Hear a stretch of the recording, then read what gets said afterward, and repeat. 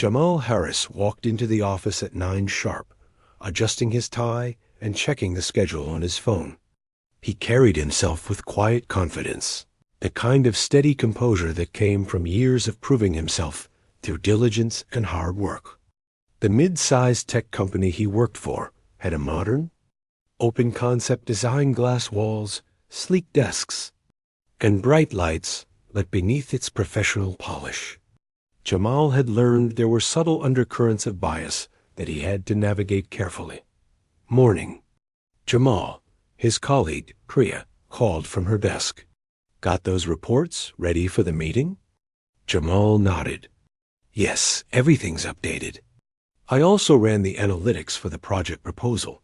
Figured we could get ahead of any questions. Priya smiled. You're always prepared. I don't know how you do it. Jamal shrugged, a faint smile tugging at his lips. Just trying to stay on top of things.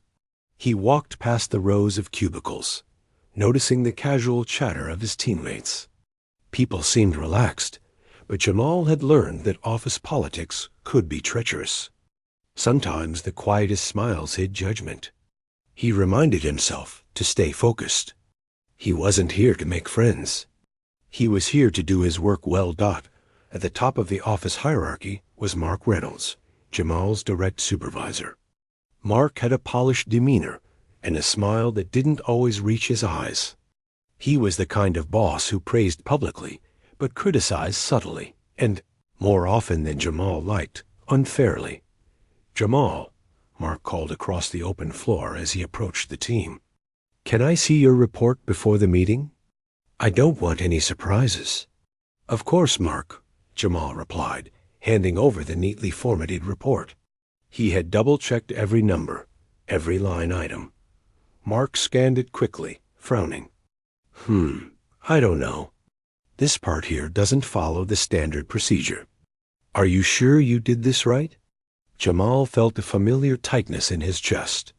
I followed the protocol exactly as outlined in the manual. I double-checked everything before submitting it. Mark's lips pressed into a thin line. Well, we'll see in the meeting. I can't have mistakes in front of the clients. Jamal nodded, keeping his calm. This wasn't the first time Mark had singled him out, and he suspected it wouldn't be the last. The office environment itself seemed neutral, almost welcoming modern furniture, motivational posters, collaborative spaces, but Jamal had learned to notice the subtleties. In meetings, he often saw colleagues' eyes glaze over when he spoke. His ideas were occasionally appropriated or dismissed, only to be praised later if repeated by someone else. He had experienced microaggressions, backhanded compliments, offhand jokes, assumptions about his capabilities. At home, Jamal's family reminded him of his worth, but at work, he had to constantly prove it.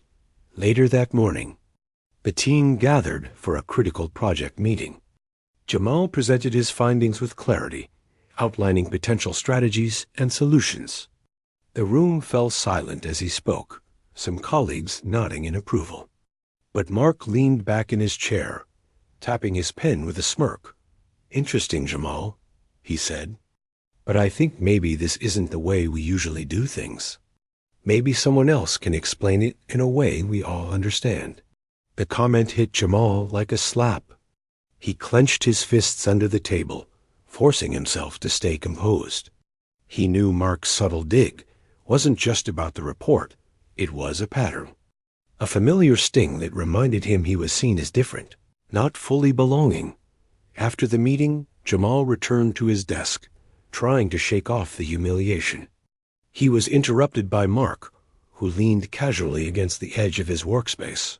Jamal, Mark said, his tone deceptively casual. Pack your things.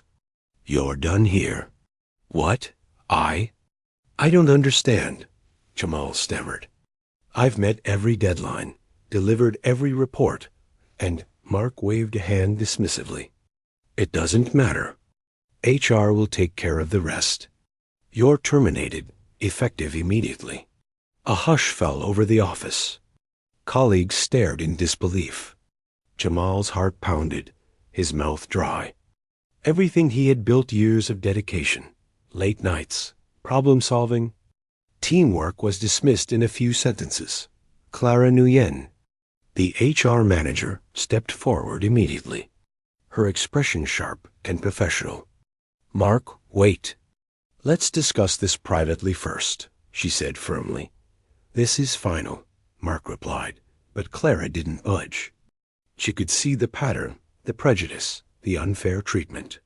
She knew this was not just a procedural matter, it was discrimination, plain and simple. "Jamal, come with me," Clara said gently, putting a reassuring hand on his shoulder. "We'll handle this the right way. You don't deserve to be treated like this." As Jamal followed Clara, a mixture of fear, anger, and vulnerability crashed over him. He realized that the fight ahead wouldn't just be about his job, it would be about justice, dignity, and confronting systemic prejudice. Inside her office, Clara began asking questions, taking notes, and gathering preliminary evidence. Jamal, though still shaking, felt a flicker of hope. He wasn't alone. "This isn't over," Clara said firmly. "We're going to make sure they can't just treat you like this and get away with it." Jamal nodded, a mix of relief and determination settling in his chest. For the first time that day, he felt the spark of resolve. Standing up for himself wouldn't be easy, but he was ready to face what came next. Jamal sat in his apartment, staring blankly at the ceiling. The firing replayed in his mind like a cruel, looping video.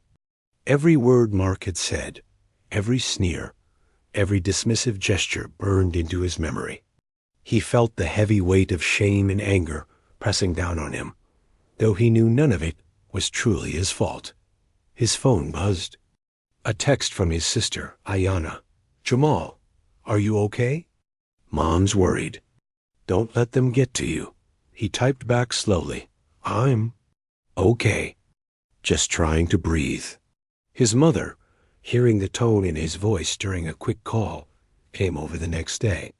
She enveloped him in a hug, holding him tight as if to shield him from the world. "They can't take away your worth, Jamal," she whispered. "Don't let them." His father sat nearby, arms crossed, jaw tight. He didn't say much, but his presence was steady. Jamal felt both gratitude and guilt. He hated being the cause of worry for his family, but he couldn't ignore the injustice he had faced.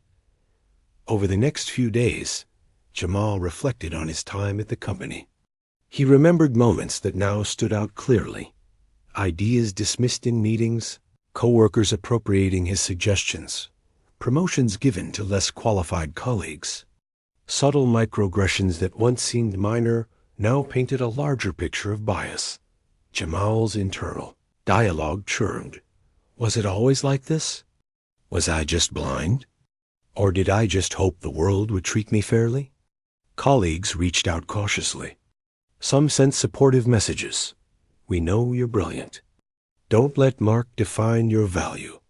Others remained silent, either afraid or unwilling to confront the uncomfortable truth. Clara Nguyen, the HR manager, became his lifeline.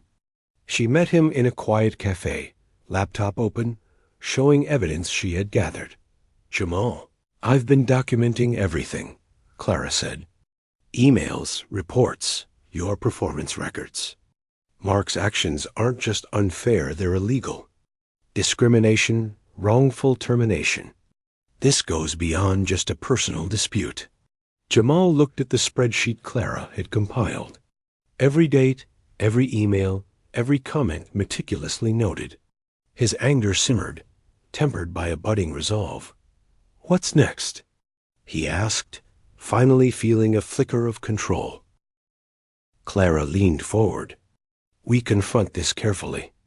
HR will follow policy and will involve legal counsel if necessary. You'll have support, but you need to be prepared to stand your ground." The first confrontation with Mark had left him shaken, but now Jamal began strategizing. He reflected on all the times he had held back, avoided confrontation, or swallowed his pride to maintain peace. Now He understood silence only allowed injustice to continue. At work, whispers continued. Jamal's former teammates exchanged glances, unsure of where they stood. Some were genuinely remorseful for not speaking up sooner. Others stayed on the sidelines. Jamal realized the complexity of systemic issues. Bias wasn't always overt, but its effects were deeply harmful. One afternoon, Jamal met with Clara again. "Some of your colleagues are willing to testify," Clara said. "They've seen Mark's repeated behavior. It's time to gather their statements. This isn't just about you anymore. It's about changing the culture here." Jamal hesitated. The fear of backlash was real. What if they turn on me? What if I lose everything? Clara placed a reassuring hand on his shoulder. "You've already lost nothing, Jamal. You've lost a boss who didn't respect you. Everything else, your talent, integrity, support remains. And you're not alone." Slowly, Jamal's fear gave way to determination. He began organizing his documentation, preparing for the formal proceedings. He reread emails, compiled performance reviews, and recounted instances of subtle discrimination he had endured for years. Each piece strengthened his confidence. Meanwhile, news of Mark's behavior started to leak through office grapevines. More colleagues came forward, quietly documenting incidents they had witnessed. Remarks about Jamal's work ethic, dismissive comments about his ideas, and inappropriate jokes. Systemic bias became undeniable. At home, Jamal wrestled with self-doubt.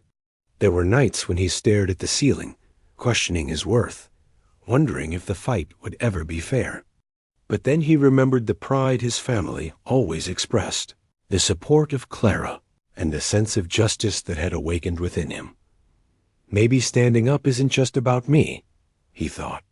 Maybe it's about ensuring no one else has to go through this. Clara guided him through each step. They discussed legal strategies, potential counter-arguments from Mark, and how to document interactions meticulously. The preparation was exhaustive, but Jamal felt empowered for the first time since the firing.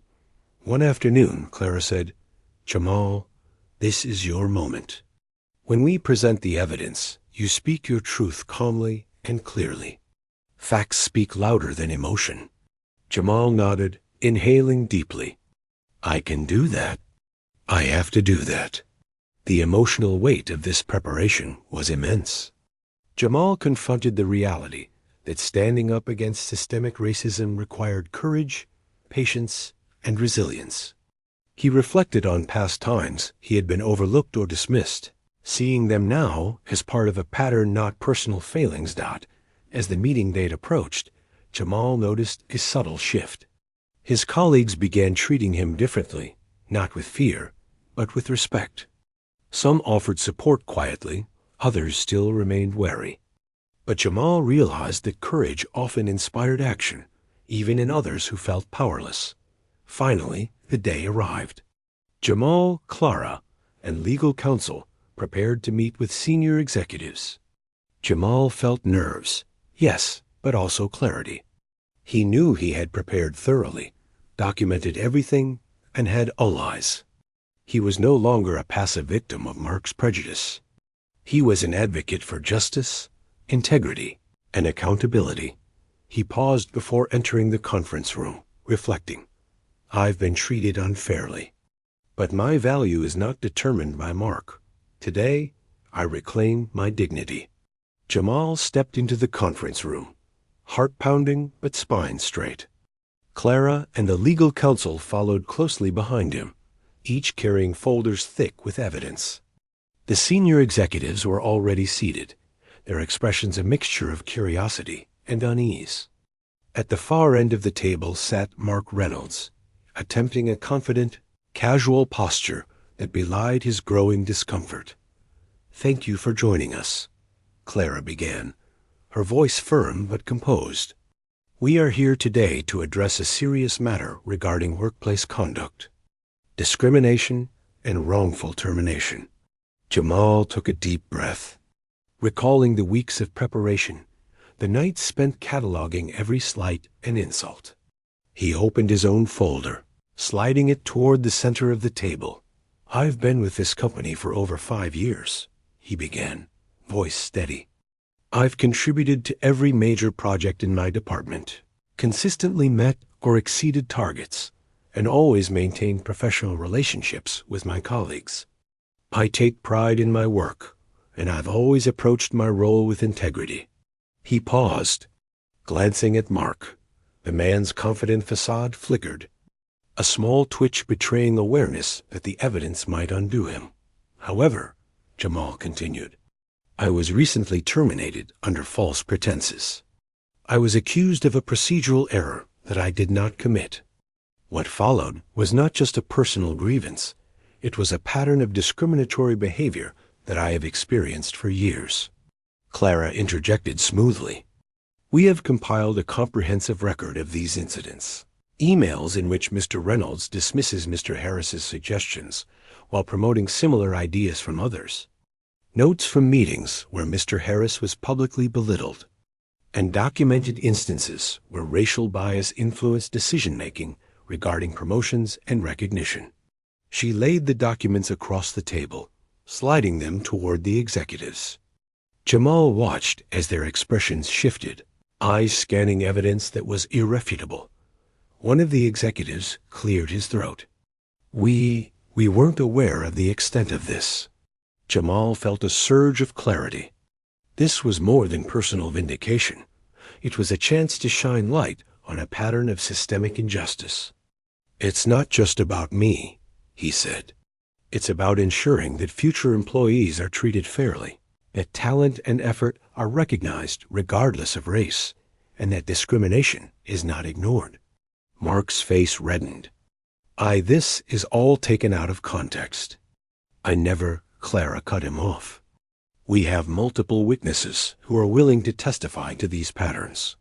Emails, reports, and documented incidents corroborate Mr. Harris's experience. The evidence is clear."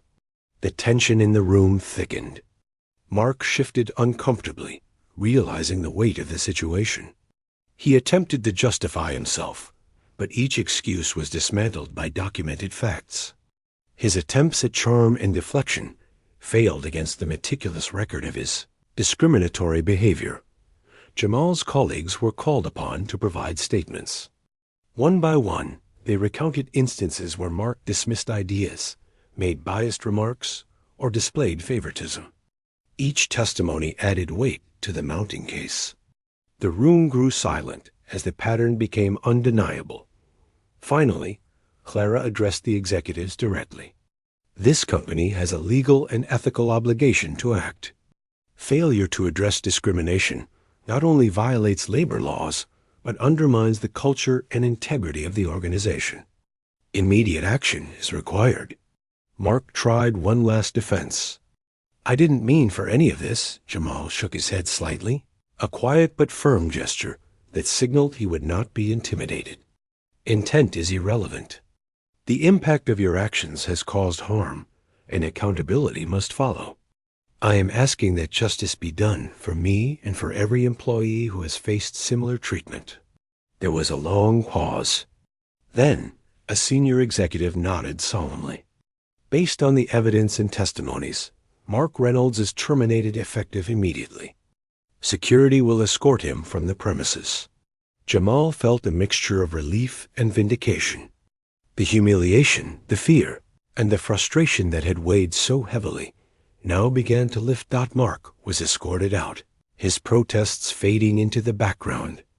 The room exhaled collectively, a tension broken, but a lesson firmly planted. Clara turned to Jamal. "You handled this with professionalism, courage, and dignity. This isn't just a personal victory, it sets a precedent. Your actions will influence company policy, culture, and accountability moving forward." Jamal nodded, emotion rising in his chest. He thought of the months of fear and doubt, the sleepless nights, the sting of humiliation. And yet, all of it had led to this moment, a moment of justice, recognition, and empowerment. One colleague approached him quietly. "I'm sorry, I didn't speak up sooner," she said. You've shown me what courage looks like. I won't stay silent again." Jamal smiled, a mixture of warmth and triumph. "It's not just about me. It's about all of us, making this a place where people are valued for their work and character, not judged by the color of their skin." In the following days, company leadership implemented systemic changes. Anti-racism training was mandated, reporting procedures were clarified, and diversity initiatives gained real momentum. Employees who once felt powerless found a renewed voice. Jamal, once a quiet contributor, became a symbol of integrity and resilience. Sitting at his desk again, Jamal reflected on the ordeal. He had faced fear, injustice, and discrimination, but he had also discovered his own strength, dignity, and voice. He realized that standing up for oneself, even in the face of systemic bias, could create meaningful change. Clara dropped by his office one afternoon. "Are you ready to return?" she asked. "We'd like you to come back, with assurances that your work environment is now supportive." Jamal considered it. He could return, reclaiming his place in a reformed system, or he could pursue opportunities aligned with his values elsewhere. He smiled, thinking of the possibilities. "Yes, but I also want to mentor others, to make sure they know how to stand up too." Clara nodded approvingly. "That's the spirit. Change comes not just from policy, but from people like you who lead by example." Jamal leaned back, feeling a calm resolve settle over him. He knew the journey wasn't over.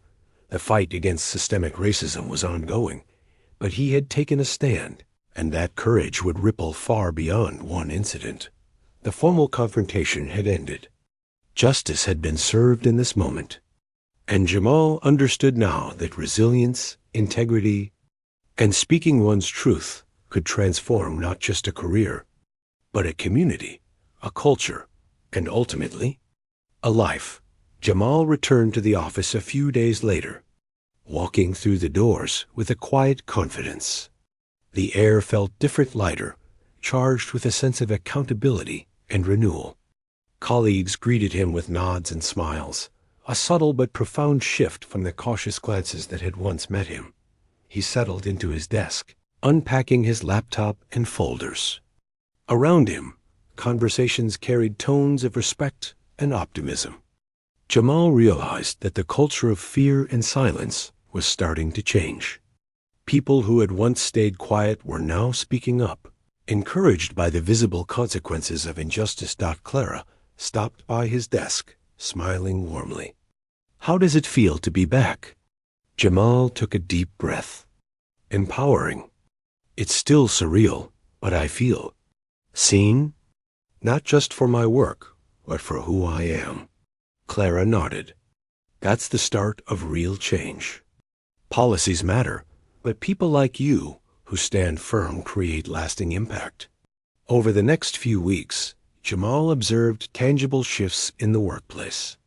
HR rolled out comprehensive anti-racism training. Reporting procedures were clarified, making it easier for employees to voice concerns without fear of retaliation.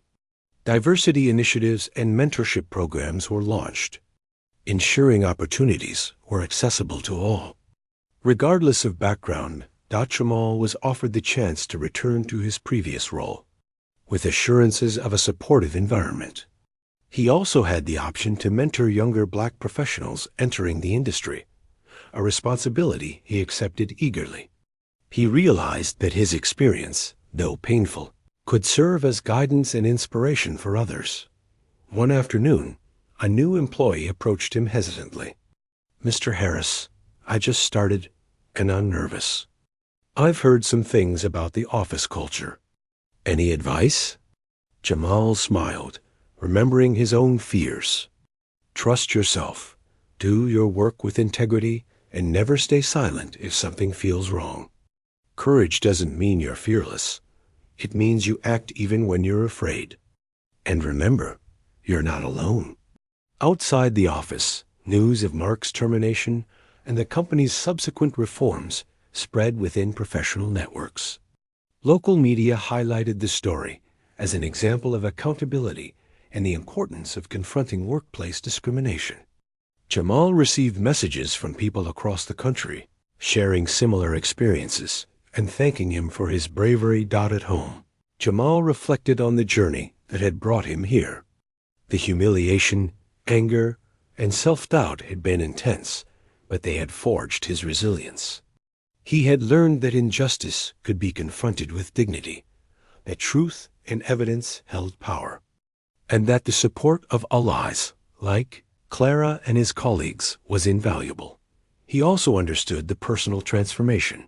He no longer felt invisible or powerless. Each act of courage, each moment of speaking up, had reinforced his self-worth. He felt pride not just in surviving the ordeal, but in turning it into a catalyst for change. One evening, Jamal gathered his close friends and family. "This isn't just about me," he said. "It's about creating a space where people can work, contribute, and succeed without being judged for who they are. We've taken a step forward, but the work continues." His mother squeezed his hand. "You've turned pain into power. You've shown that standing up matters." Jamal smiled, thinking of the road ahead. There would always be challenges, and systemic bias would not disappear overnight. But he now carried the knowledge that resilience, integrity, and courage could make a difference. One voice, when supported by truth and all eyes, could ripple outward and inspire transformation. As he walked through the office the next morning, Jamal felt a sense of completion and purpose. Colleagues greeted him warmly, some with quiet admiration, others with newfound respect. He had reclaimed his place, not only in the workplace, but within himself. In his internal reflection, Jamal realized that justice had been served, dignity restored, and lessons learned. Standing up against discrimination was not just an act of self-preservation, it was a commitment to the values of fairness, respect, and empowerment. Jamal smiled as he sat at his desk, opening a new project folder. He was ready to continue contributing, mentoring, and advocating not out of anger, but out of a firm belief that courage and integrity could transform both lives and workplaces. The story closed on a note of hope. Systemic injustice could be confronted. Resilience could turn pain into empowerment. And standing up with truth and dignity could inspire lasting change. Jamal had faced prejudice, survived it, and emerged stronger, a reminder that one person's courage can light the way for many. Jamal stood by the office window, looking out at the city skyline. The sunlight bounced off the glass buildings, casting long, warm reflections across the room. It felt symbolic after all he had endured, after the humiliation, the fear, and the anger. He now saw clarity and possibility. He thought about the day Mark was escorted out, the whispers that had rippled through the office, and the pride he felt as colleagues began acknowledging his worth. It wasn't just a personal victory. It was a reminder that injustice could be confronted, that courage mattered, and that standing up could spark change. Clara approached with a folder in hand. "HR finalized the new diversity programs," she said. "There's also a mentorship initiative starting next month. You'll be leading it." Jamal nodded, feeling a mix of humility and excitement. "I want to help others see that they belong here, no matter what obstacles they face. That's the part that matters most." His phone buzzed. Messages of support from colleagues, former clients, and professional networks filled the screen. Many shared stories of similar struggles, thanking him for paving the way, for showing that integrity and resilience could overcome bias. Jamal smiled softly. He had become not just a survivor, but a beacon. At home that evening, his family gathered around the dinner table. The conversation flowed with warmth and laughter, but beneath it was a quiet acknowledgement of the storm Jamal had weathered. His mother reached across the table, squeezing his hand. "You've taught us all something important," she said. "Courage isn't about never feeling fear. It's about standing firm when you do. Jamal felt a swell of gratitude. The fear and doubt that had haunted him were still memories, but they no longer controlled him. Every challenge, every microaggression, every unfair accusation had strengthened his resolve. He had learned to face adversity with dignity, to trust in his own abilities, and to seek allies who shared his vision of fairness. The next morning, as he walked into the office, Jamal carried himself with calm assurance. Colleagues greeted him, not with hesitation, but with respect. Some approached to share ideas, others to ask questions, and a few simply nodded in recognition of the perseverance they had witnessed. Jamal thought about the broader lesson. Systems of injustice could be challenged, and while prejudice might linger in pockets of the world, courage and integrity had the power to create real change. Standing up was not just about defending oneself. It was about shaping the environment for everyone who came after. Sitting at his desk, Jamal opened a blank document. He began writing a note to the new mentees who had joined the program. You are seen. You are valued. You belong. Don't let anyone make you believe otherwise. He paused for a moment, letting the words sink in. They reflected not just the fight he had faced, but the hope he wanted to pass on. He knew challenges would continue, but the fear that had once weighed him down was gone. In its place was clarity, purpose, and the quiet power of knowing he had reclaimed his space in the world. Looking around the office one last time before the day began in earnest, Jamal whispered to himself, "This is only the beginning." He smiled, confident, empowered, and ready to face whatever came next, knowing that resilience, dignity, and courage had the power to transform lives, not just his own, but the lives of those who would follow his path. The story closed on a note of hope and empowerment. Prejudice had been confronted, dignity restored, and the journey forward illuminated by integrity and courage. Jamal had survived, grown, and emerged stronger, an enduring reminder that standing up against injustice can inspire lasting change.